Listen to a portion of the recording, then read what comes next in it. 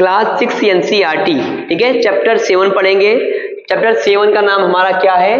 अशोक एक अनोखा सम्राट। ठीक है, इसमें पूरी एनसीईआरटी को हम एक एक शब्द को पढ़ेंगे, जो महत्वपूर्ण चीजें हैं उसको हम फैक्ट के रूप में यहाँ बोर्ड पर लिख लेंगे याद करने के लिए। ओके, ये हमारा जो क्लास है सीटेट के लिए महत्वपूर्ण है। ठीक है, यानी किसी भी एग्जाम के लिए जिसमें एनसीईआरटी से क्वेश्चन पूछता हो या एनसीईआरटी की समझ आवश्यक हो, तो यहाँ पर हम एक एक लाइन पढ़ रहे हैं, इसलिए ये आपकी क्लास क्या होगी? इंपॉर्टेंट होगी। ठीक है ना, तो इसमें हम क्या पढ़ेंगे? सबसे पहले अशोक के विषय में पढ़ेंगे, अशोक के इंट्रोडक्शन के विषय में। अशोक के साम्राज्य के विषय में बहुत नहीं पढ़ना डिटेल में, जो एनसीईआरटी में दिया गया है वहीं तक की चीजें हमको सीमित रखनी है। ओके, साथ ही साथ राज्य एवं प्रशासन, राज्य एवं साम्राज्य के विषय में समझेंगे, राज्य क्या होता है और साम्राज्य क्या होता है, क्योंकि अशोक का साम्राज्य पढ़ते हैं। ठीक है, अशोक क्या था? सम्राट था, राजा नहीं था, सम्राट था। ठीक है, तो राजा और साम्राज्य में, सम्राट में क्या अंतर है, राज्य और साम्राज्य में क्या अंतर है, इसको समझेंगे। साथ ही साथ अशोक का जो प्रशासन था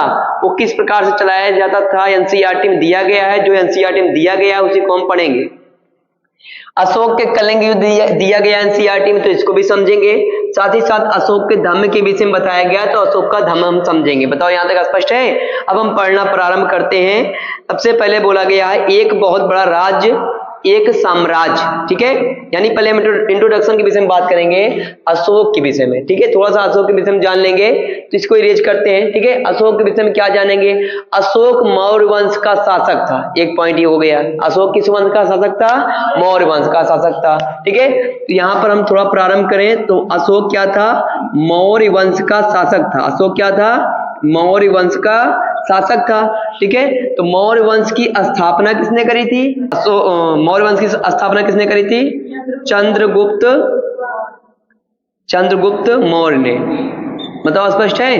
तो पहला फैक्ट हो गया, जो मौर्य वंश का शासक अशोक है, ठीक है, इस मौर्य वंश के संस्थापक कौन है? तो संस्थापक हम याद रखेंगे कौन है?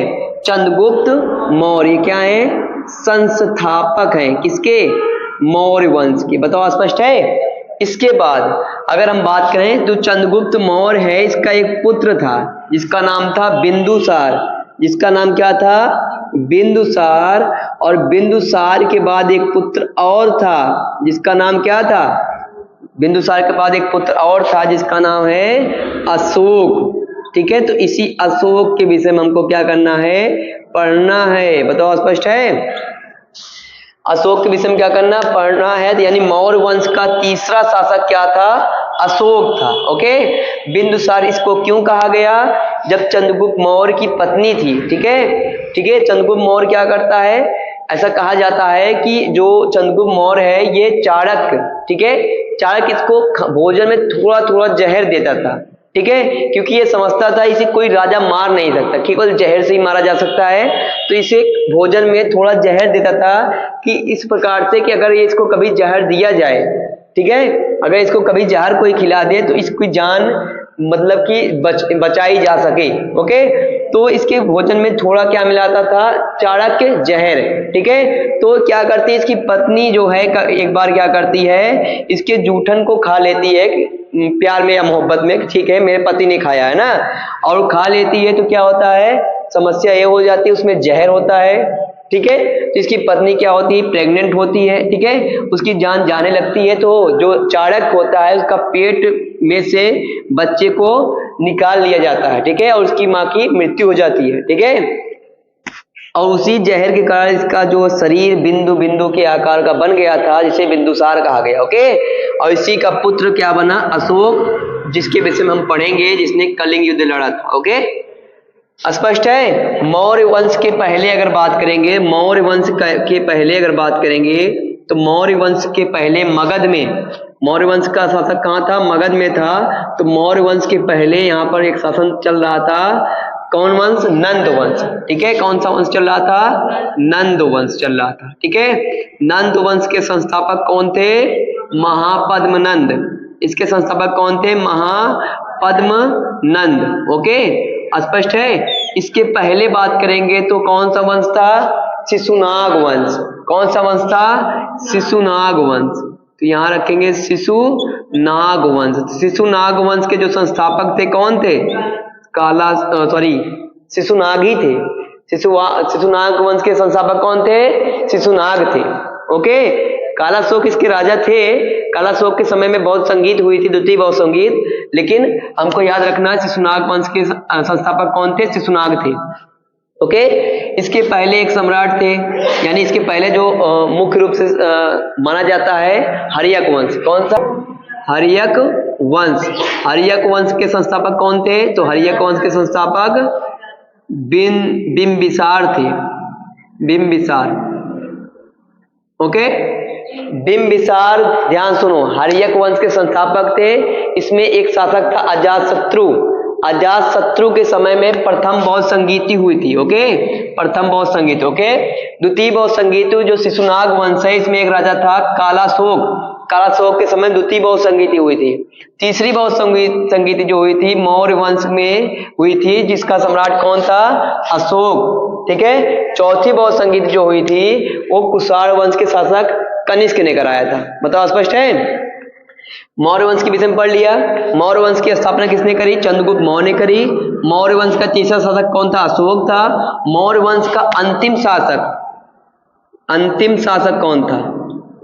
अंतिम शासक कौन था? तो याद रखेंगे बृहद्रथ। ओके, मौर्य वंश का आखिरी शासक था। ये मौर्य वंश के विषय में हमने थोड़ा सा इंट्रोडक्शन जान लिया। ओके, अब एनसीईआरटी के एक पॉइंट पर पढ़ते हैं, जो भी महत्वपूर्ण चीजें होंगी हम क्या करेंगे, बोर्ड पर लिखते चलेंगे। बताओ, स्पष्ट है? चलिए पढ़ना प्रारंभ करते हैं। ये पहले आप लोग राइट कर लीजिए। जिन शेरों के चित्र रुपए पैसों पर देखते हैं, है ना, उनका एक लंबा इतिहास है। उन्हें पत्थरों को काटकर बनाया गया है। हम देखते हैं ना, अशोक जो स्तंभ बनवाए हैं, वहां से क्या लिया गया? जो सिंह को लिया गया, जो हमारे रुपए में रहता है, सिक्कों में रहता है, उसका बताया गया एक लंबा इतिहास है। और फिर उन्हें सारनाथ में एक विशाल स्तंभ पर स्थापित किया गया था। इसमें है दिया गया, स्थापित किया गया था। ठीक है, इसमें बोला गया है जो हम रुपए में या जो नोटों में हम एक क्या देखते हैं? शेरों का सिंबल देखते हैं। ठीक है, वह क्या है? उसका एक लंबा इतिहास है। उसे किसने बनवाया था? उसे अशोक ने बनवाया था। ठीक है, आगे देखो, इसके विषय में बोला है इतिहास के महानतम राजाओं में से एक अशोक के निर्देश पर इसके जैसे कई स्तंभ और पत्थरों पर अभिलेख उत्कीर्ण किए गए हैं। यानी इतिहास में जो महानतम राजा थे उनमें से एक कौन राजा है? एक अशोक है। अशोक के निर्देश पर ऐसे जो अशोक स्तंभ बनाए गए हैं। ठीक है ना, अशोक स्तंभ जो है अशोक के निर्देश बनाए गए हैं। कहां से? पत्थरों को काट कर। ठीक है, ऐसे अभिलेख का उत्कीर्ण किया गया है। ठीक है, इसके पहले कि हम यह जाने कि अभिलेख में क्या लिखा है, हम यह समझने की कोशिश करते हैं कि साम्राज्य क्यों कहा गया है। ठीक है, क्या साम्राज्य क्यों कहा गया? किसको? जो अशोक जहां शासन करता था उसे साम्राज्य क्यों कहा गया, राज्य क्यों नहीं कहा गया? ओके, स्पष्ट है नहीं? यानी हम राज्य और साम्राज्य के विषय में समझेंगे, लेकिन उसके पहले हम समझ लेते हैं जो अशोक स्तंभ है। ठीक है, जो क्या है? अशोक स्तंभ है। अशोक स्तंभ है, उसमें क्या है? एक सिंह का प्रतीक बना है ना, एक बड़ा सा सिंह बना है जो एनसीईआरटी में दिया गया है। ठीक है, ये सिंह जो बना है, ठीक है, इसमें 4 जानवर के चित्र हैं। इसमें क्या है? 4 जानवर के चित्र हैं। तो हम याद रखेंगे कितने जानवर? 4 जानवरों के चित्र हैं। ठीक है, पहला तो शेर है। पहले आपको ऊपर देख रहा है शेर है। ठीक है, और शेर आपको एक सामने, 2 साइड में, यानी 3 दिख रहा है, एक पीछे भी है, यानी शेरों की संख्या कुल कितनी है? 4। ओके, साथ ही साथ एक शेर हो गया। दूसरा जानवर कौन सा हो जाएगा? दूसरा जानवर हो जाएगा इसमें घोड़ा। सरपट दौड़ता हुआ घोड़ा, यानी दौड़ते हुए घोड़े का क्या है? नीचे देखो, यहां पर नीचे क्या है? घोड़ा है। ओके, इस स्तंभ में। ओके, तीसरा जो सिंबल है वो बैल का है। किसका है? बैल का। चौथा जो है किसका है? हाथी का। बताओ स्पष्ट है? इनमें से कौन सा जानवर अशोक स्तंभ में नहीं है? हमको क्लियर होना चाहिए। 4 जानवर है, कौन? शेर, घोड़ा, सर पर दौड़ता हुआ घोड़ा, और बैल, हाथी। ठीक है, लगभग सभी जानवर क्या हैं जो पहले यूज होते थे। जैसे शेर खतरनाक जानवर है ना। घोड़ा रेस के लिए या दौड़ने के लिए एक स्ट्रांग जानवर है, मजबूत जानवर है, अच्छा है ना। और बैल क्या है? कृषि के लिए है। हाथी भी एक विशाल जानवर। इस प्रकार से हम याद रखेंगे 4 जानवर अशोक स्तंभ के सिंह में बनाया गया। अशोक जो सिंह है ना, उसमें 4 जानवर हैं। ओके, आगे आप एक बात याद रखेंगे, जो हमारा ये यहां तक स्पष्ट है ना। अब इसके बाद हम पढ़ते हैं क्या, अशोक के साम्राज्य को साम्राज्य क्यों कहा गया? ठीक है, अशोक के साम्राज्य को साम्राज्य क्यों कहा गया, तो इसको हम समझ लेते हैं। इसमें बताया गया है, चूंकि साम्राज्य राज्यों से बड़े होते हैं। साम्राज्य क्या होते हैं? राज्यों से बड़े होते हैं, और उनकी रक्षा के लिए बड़ी सेनाओं की जरूरत होती है। इसलिए सम्राटों को राजाओं की तुलना में ज्यादा संसाधनों की जरूरत होती है। यानी इसका मतलब हम ये समझ रहे हैं, साम्राज्य का मतलब ये है कि बहुत बड़ा क्षेत्र। साम्राज्य का मतलब क्या है? बहुत बड़ा क्षेत्र। इसको क्या बोलेंगे? साम्राज्य बोलेंगे।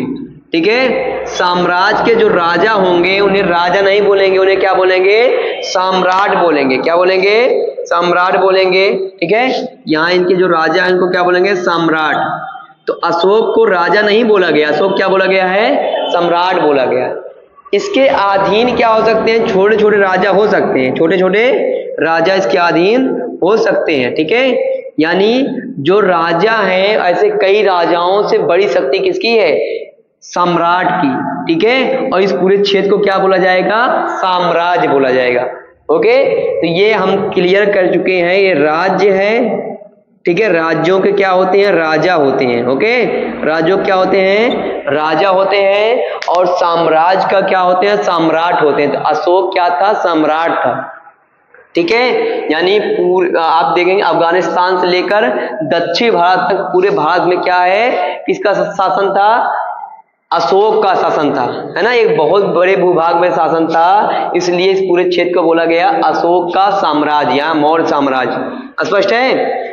इसमें आगे बोला गया है, इसी कारण उन्हें बड़ी संख्या में कर इकट्ठा करने वाले अधिकारियों की जरूरत थी। ठीक है, जैसे हम कह सकते हैं, जब ये क्या है, ये अधिकारी राजा क्या होंगे? एक अधिकारी के रूप में, एक मंत्री के रूप में काम करेंगे। जैसे मान लेते हैं, ये क्या है? ये हमारा एक मुख्यमंत्री है ना। मुख्यमंत्री, हमारे राज्य का एक मुख्यमंत्री होता है, अलग राज्य का अलग मुख्यमंत्री होगा, अलग राज्य का अलग मुख्यमंत्री होगा, लेकिन पूरे देश का क्या? एक प्रधानमंत्री है। ठीक है, तो पूरा देश हमारा जो है साम्राज्य हो गया, उसके मुख्यमंत्री हो गए हमारे, उसके प्रधानमंत्री हो गए।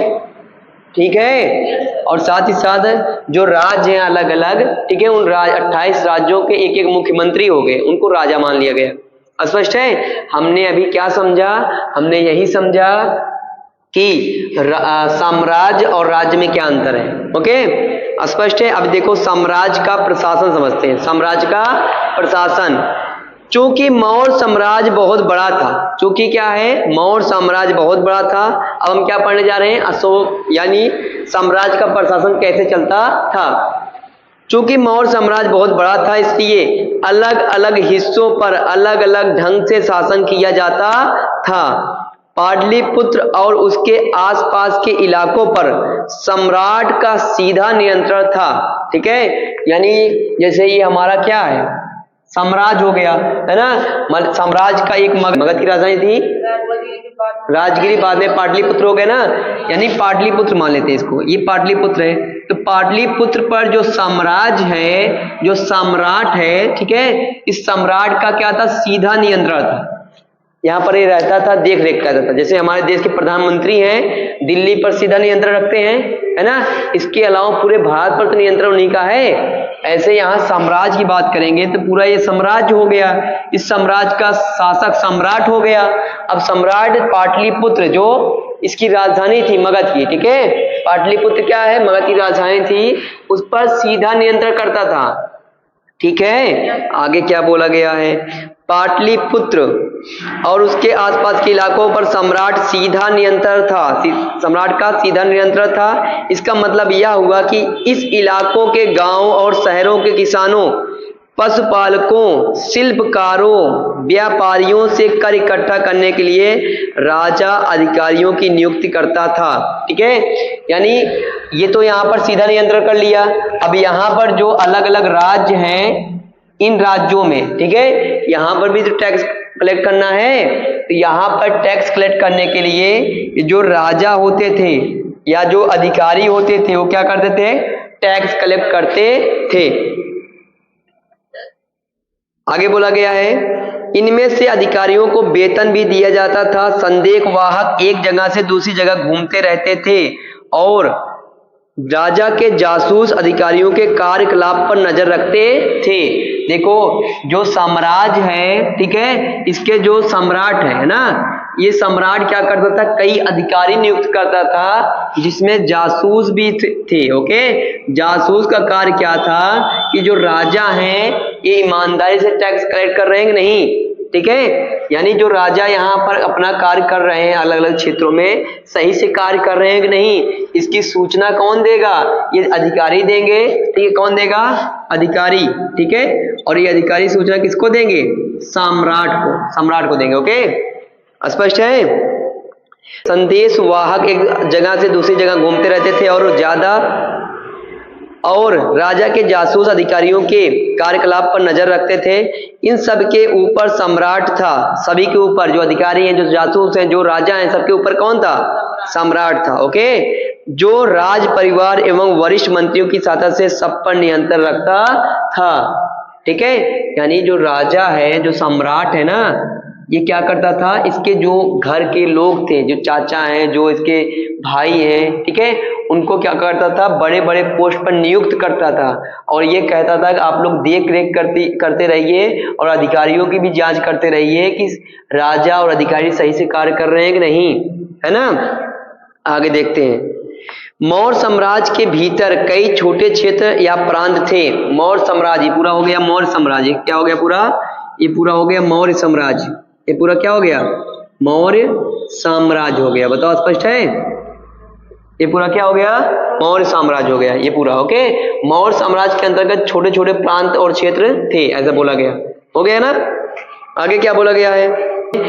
इन पर तक्षशिला, उज्जैन जैसे प्रांतीय राजधानियों से शासन किया जाता था। जब छोटे छोटे राज्य हैं, इन छोटे छोटे राज्यों पर शासन कहां से किया जाता था? तक्षशिला जो पाकिस्तान में है, ओके, उज्जैन जो मध्य भारत में है, उज्जैन और तक्षशिला से शासन किया जाता था, जो छोटे छोटे प्रांतीय क्षेत्र हैं। ओके, आगे क्या बोला गया है? कुछ हद तक पाटलिपुत्र से इन क्षेत्रों पर नियंत्रण रखा जाता था और अक्सर राजकुमारों को वहां का राज्यपाल बनाकर भेजा जाता था। यानी जो राजा का पुत्र होगा, ठीक है, उसी राजकुमार को क्या बना देते हैं ये लोग?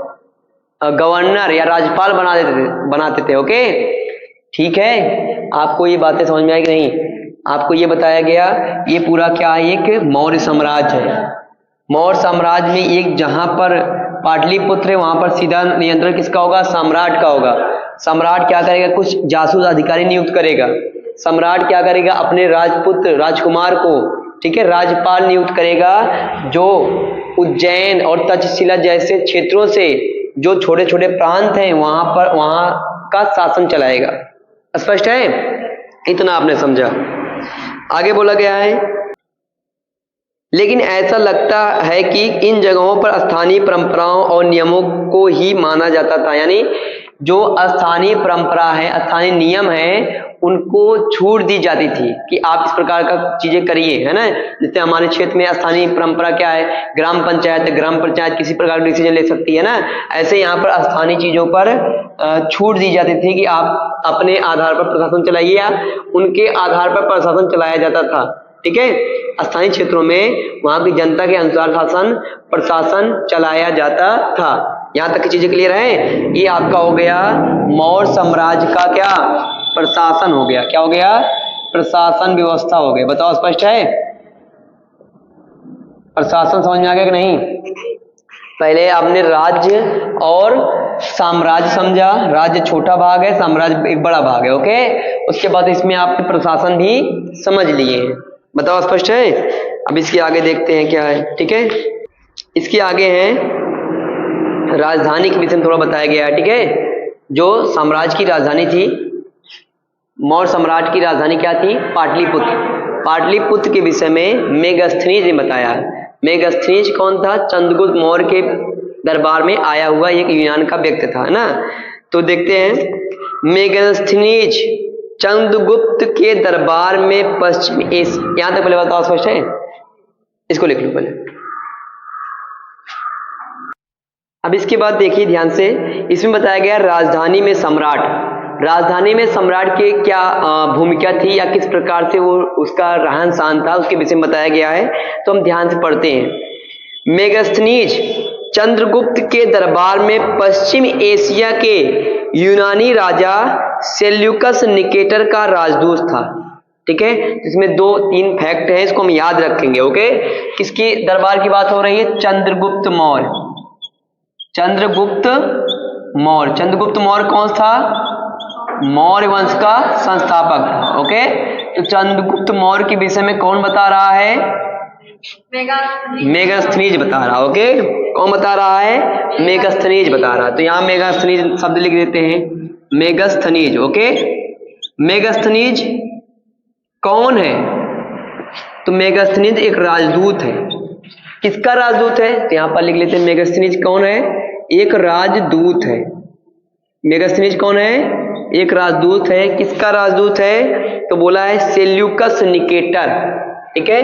किसका राजदूत है? सेल्यूकस निकेटर, जो क्या है? जो एक यूनान का शासक है, यूनान, ठीक है।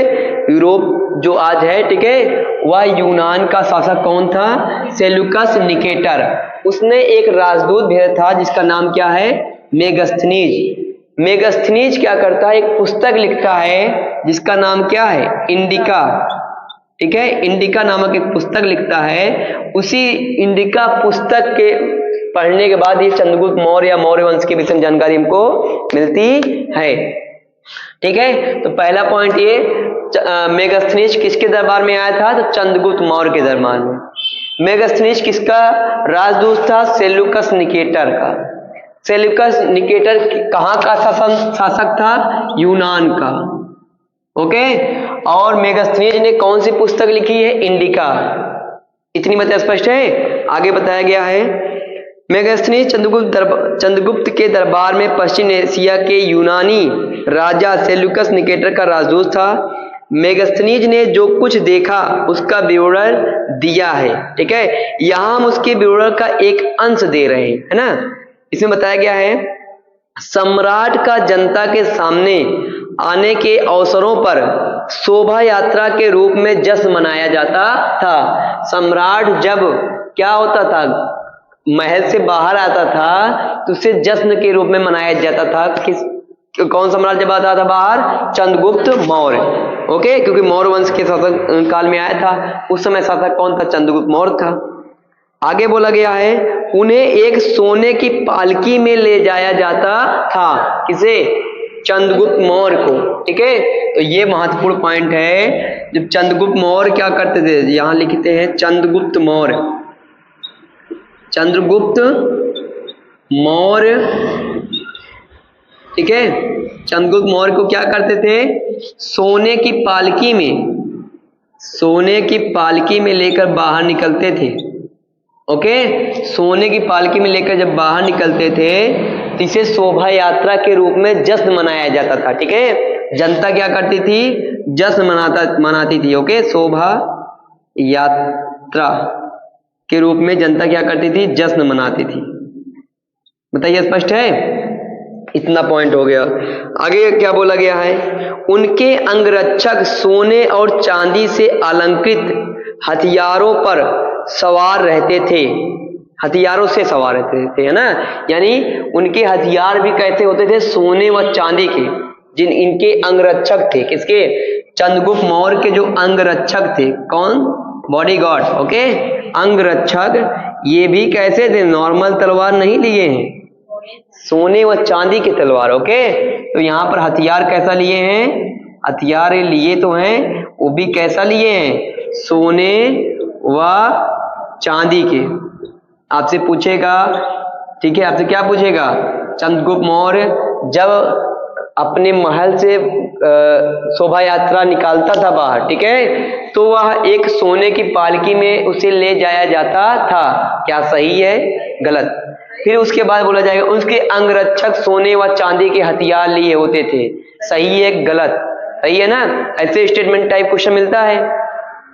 आगे क्या बोला गया है, राजा सामान्यतः हथियार बंद महिलाओं से घिरे होते थे, वे हमेशा इस बात से डरे रहते थे कि कहीं कोई उनकी हत्या करने की कोशिश ना करे, यानी राजा की इतनी सुरक्षा से बाहर निकालते थे कि फिर भी उनका डर ये रहता था कि कोई उनकी हत्या ना कर दे।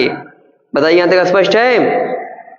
आगे बोला गया है, उनके खाना खाने के पहले खास नौकर उस खाने को चखते थे कि कोई खाने में तो जहर तो नहीं मिला दिया, ठीक है। वे लगातार 2 रात एक ही कमरे में नहीं सोते थे, यानी एक रात या 2 रात एक कमरे में सो गए, उसके बाद दूसरी जगह बदल देंगे, ओके, ये कहने का मतलब है, ओके।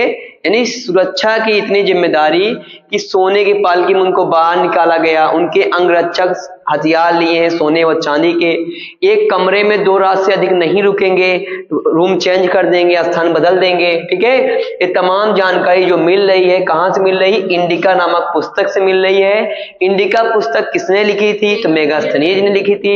मेगास्थनीज को किसने भेजा था, तो सेल्यूकस निकेटर ने भेजा था, जो यूनान का शासक था, ठीक है। और किसके राज दरबार में आया था, तो चंद्रगुप्त मौर्य के। बताओ स्पष्ट है।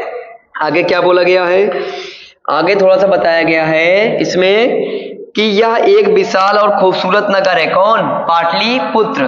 पाटलिपुत्र के विषय में बताया गया, यह एक विशाल और खूबसूरत नगर है।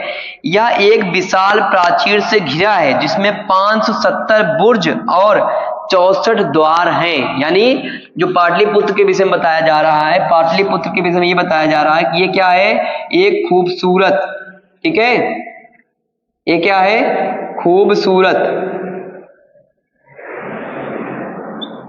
खूबसूरत क्या है, खूबसूरत नगर है, ओके। यह क्या है, खूबसूरत नगर है, ठीक है। इसमें क्या है, ये चारों तरफ क्या है, प्राचीर से घिरा है, यानी दीवारों से घिरा हुआ है, ठीक है, किलेबंदी करी गई है, किसकी, पाटलिपुत्र की।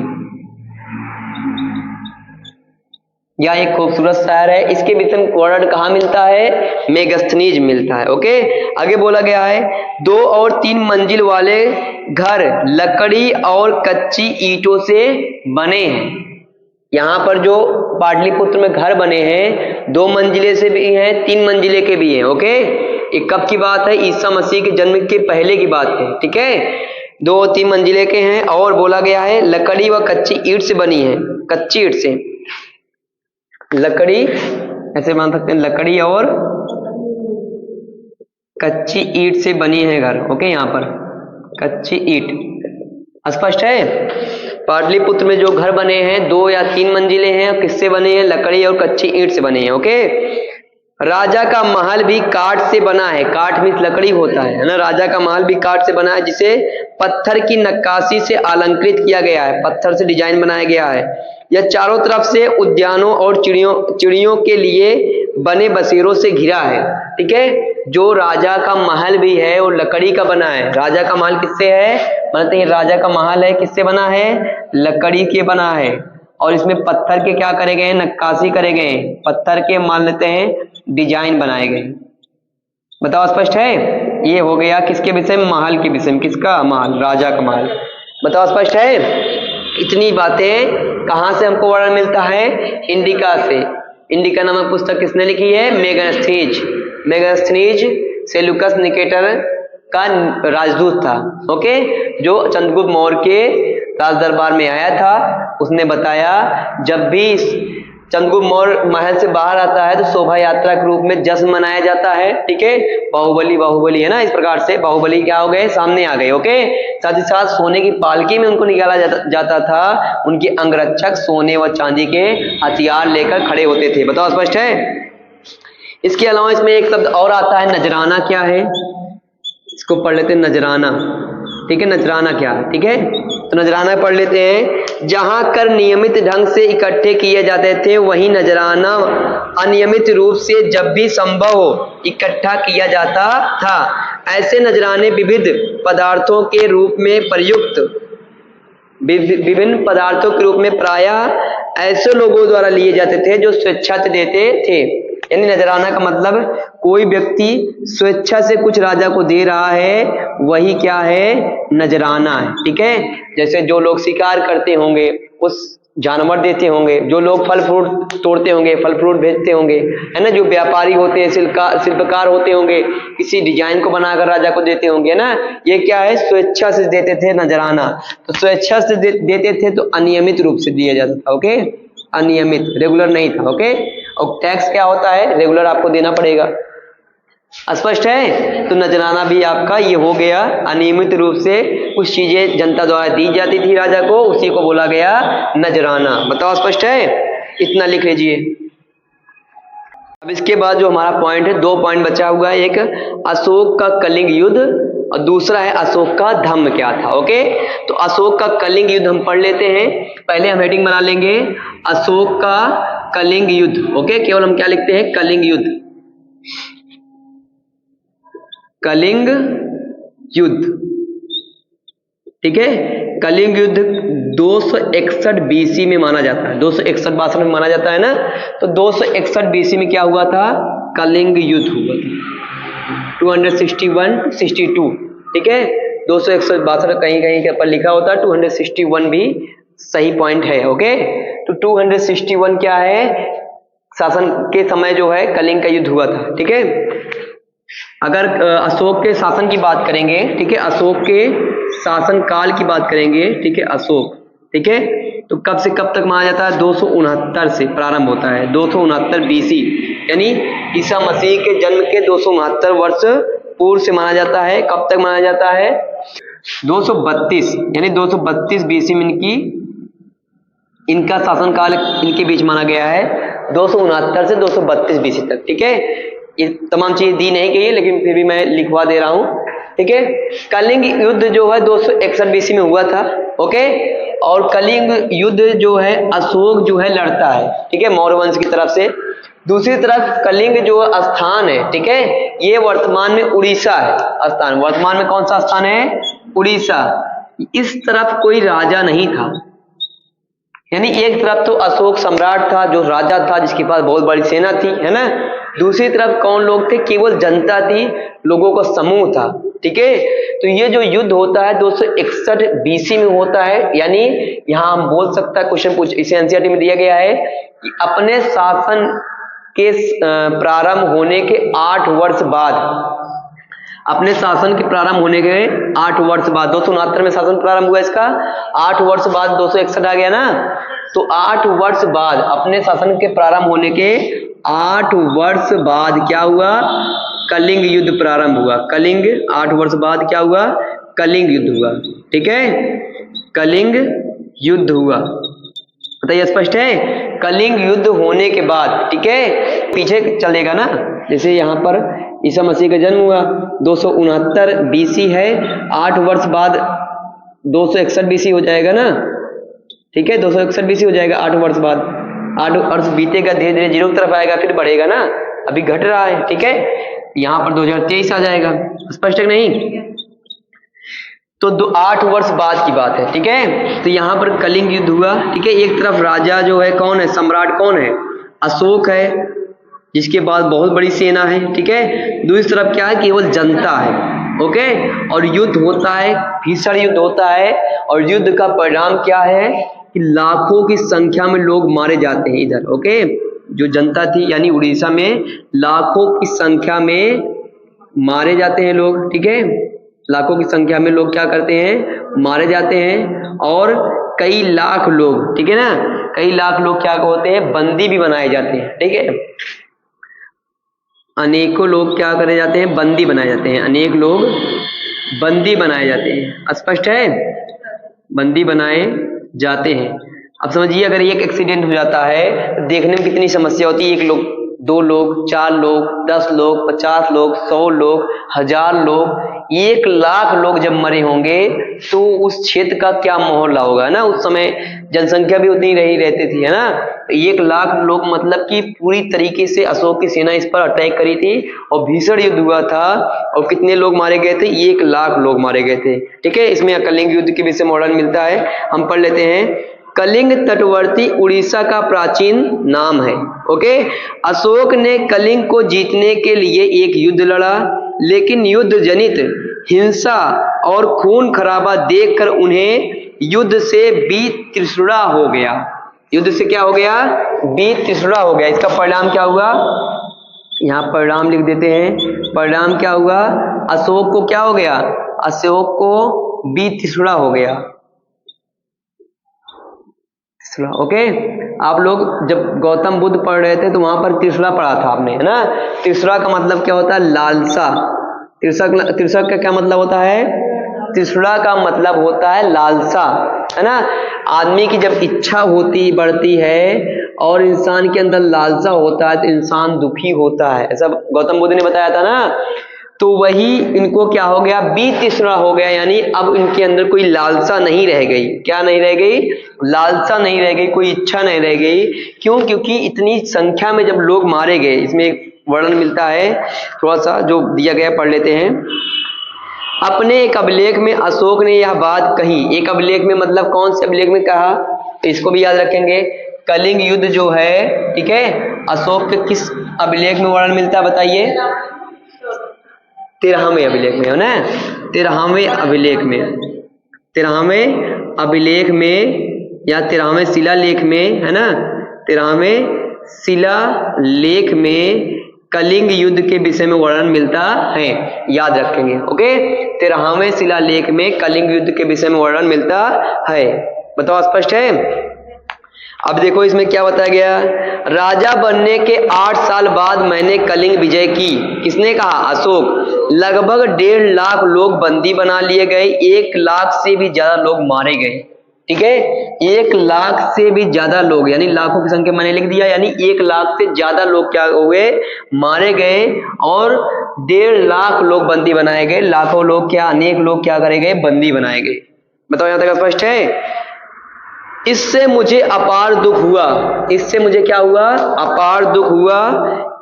जब किसी स्वतंत्र देश को जीता जाता है, यानी स्वतंत्र देश था उड़ीसा, यहाँ पर कोई राजा नहीं था। जब किसी स्वतंत्र देश को जीता जाता है, ठीक है, तो लाखों लोग मारे जाते हैं और बहुत सारे लोग बंदी बनाए जाते हैं। इनमें ब्राह्मण और श्रमण भी मारे जाते हैं। ब्राह्मण का मतलब जो पंडित जी रहे होंगे, जो पूजा पाठ करते होंगे। श्रमण का मतलब जो बौद्ध भिक्षु रहे होंगे, जो साधु संत रहे होंगे, उसको श्रमण बोला गया। ओके, तो ब्राह्मण और जो जिनको ईश्वर से ही मतलब है, किसी इंसान से, लालसा से, इस प्रकार की चीजों से नहीं मतलब है, वो भी क्या होते हैं? इस युद्ध में मारे जाते हैं। ऐसा कौन कह रहा? अशोक कह रहा है। ठीक है, यहां तक की चीजें स्पष्ट है। आगे बोला गया है, इसलिए मुझे पश्चाताप हो रहा है। अब मैंने धर्म पालन करने एवं दूसरों को इसकी शिक्षा देने का निश्चय किया। अब मुझे पश्चाताप हो रहा है। किसका? ये जो मैंने युद्ध किया है ना, लाखों लोग जो मारे गए। मैं मानता हूं कि धर्म के माध्यम से लोगों का दिल जीतना बलपूर्वक विजय पाने से ज्यादा अच्छा है।